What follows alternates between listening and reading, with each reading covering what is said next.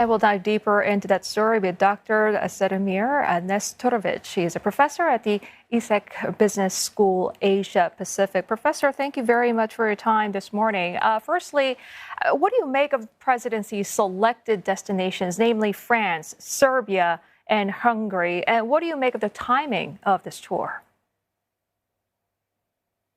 I think that this visit is very important for the President Xi Jinping. It is the first time after 5 years that he is going to Europe. So France is a country which is maybe among the big countries in the West, most open in order to hear what China has to say, while the two other countries, Hungary is the most open to Chinese investments in the European Union, and Serbia is also one of the most important backers of China in Europe.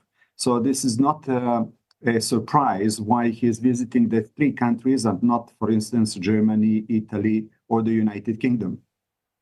Professor, I can see why Serbia and Hungary were chosen perhaps quite clearly.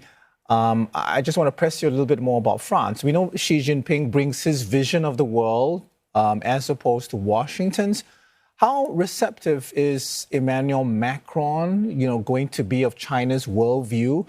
Because we know his position has evolved since he was in China over a year ago. And some of the issues include this idea of a multipolar world, free of blocs, the Ukraine war. His position has also moved a little bit in terms of Beijing's perhaps no limits embrace of Russia as well. So I think that there are two things that we have to make, let's say, prominent here. The first one is that Emmanuel Macron has indicated several times that France and maybe the European Union does not have to be involved in any, let's say, potential conflict that we have in Taiwan. So this, for the Chinese officials, is a very important statement, because in that case, it is going away from the loss of the strategic ambiguity which is proposed by President Joe Biden. And the second reason is that France is one of the leaders that we have in the European Union. And this leader has shown some possibilities of cooperation with China that we didn't have coming from the other countries. As you know, there is a probe concerning electric vehicles coming from China. And I believe that President Xi Jinping is hoping that France's influence in this file is going to be decisive, even if Ursula von der Leyen is also going to attend the meeting with the President Xi Jinping. Professor, I just want to press you a little bit about, that relationship that France has with the United States, still one of its closest allies. And DC will be looking, almost certainly looking at Xi's visit, as an effort to divide Western allies. How do you see Macron, I guess, balancing what he's trying to do with China as well as with Washington, D.C. and Joe Biden? President Macron has indicated several times that he would like that the European Union is acting, I won't say independently from the United States, but to some extent autonomously. And in order to do that, he is pressing very much in order to have a European defense. And in that case, the European defense is going to maybe oppose the moves coming from Russia, because he believes that maybe with the election of President Trump, the engagement of the United States in Europe will go lower and lower. So he is pressing in order to have a European defense, in order to have a European common policy in security. And in that case, it can be a little bit different from the American one. Would it be for the Ukrainian war? Would it be in the Middle East, or would it be in Taiwan? Professor, if we were just to zoom in on the Serbia and Hungary trip, some pundits describe the outreach to these countries as a part of China's efforts to deepen divisions within the West. I mean, to what extent will this challenge the unity of the EU? Would the divide and charm offensive work? Well, these are rather small countries. If we take Hungary, it is part of the European Union, while Serbia is not. So as part of the European Union, the Prime Minister Orban, he paid a visit to Beijing last year, and he was the only head of government from the European Union to attend the BRI conference there. President Vučić from Serbia was the other European leader also attending the same meeting, and coincidentally, President Putin was also present during this meeting in Beijing.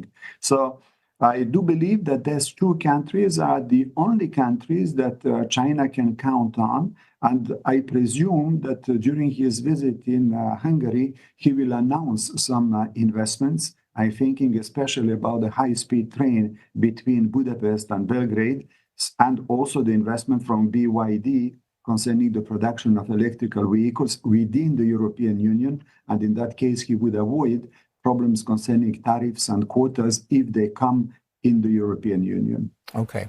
Professor, we know that the European Union, all 27 members have a so-called formula, for China, which includes cooperation, it includes competition, and there's also rivalry mentioned there. The Foreign Minister of China, Wang Yi, says this is simply not workable. I mean, in your view, is that true, or does it depend on who you ask among the 27?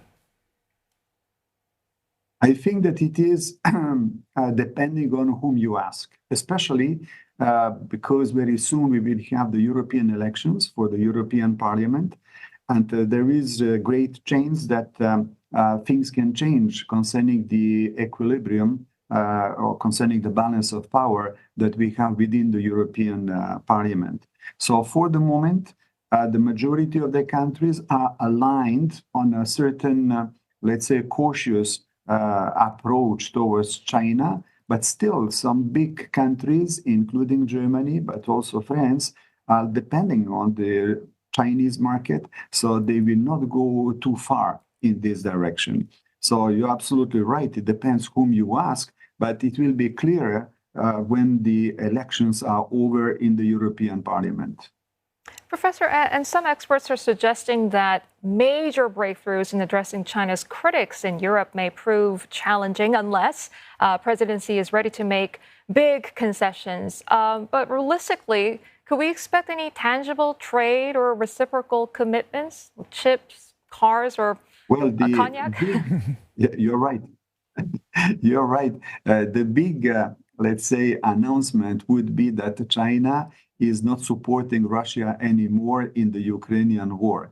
But I'm pretty sure this will not happen because China and Russia have announced a partnership without limits. So maybe the President Xi Jinping will announce that some of the measures concerning Russia will not be applied anymore, but it will not be a great thing, especially if we take into account that President Putin is visiting China the next week.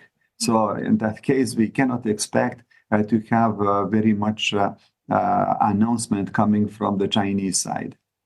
Understood. Professor, we have a little bit of time left. I want to ask you about the fact that the Chinese president will be in Serbia to mark the 25th anniversary of the Belgrade bombing of its embassy. Exactly. By NATO doesn't seem coincidental. And while, you can understand why it's important to remember those who lost their lives, it also seems slightly provocative. Is Xi Jinping sending some sort of a message in this regard? Yes, you're absolutely right. I don't believe that it is a coincidence because it is happening just 25 years after the bombing of the Chinese embassy, during which 3 Chinese journalists have been killed. At that time, China was not the China that we know today. So it was practically impossible for China to retaliate. And it was extremely important for China to join the WTO, which happened the year after. So this 25 years anniversary of the bombing of the Chinese embassy is probably a way for China to say anyone, excluding the United States, this will not happen again. And if it happens, there will be retaliations. So I think this is the main message. Apart from the solidarity to the Serbian population, I think this is the main message that he wants to convey. Professor, we thank you so much for your time and for your thoughts this morning. We've been speaking to Dr. Cedomir Nestorovic, professor at the ESSEC Business School, Asia Pacific.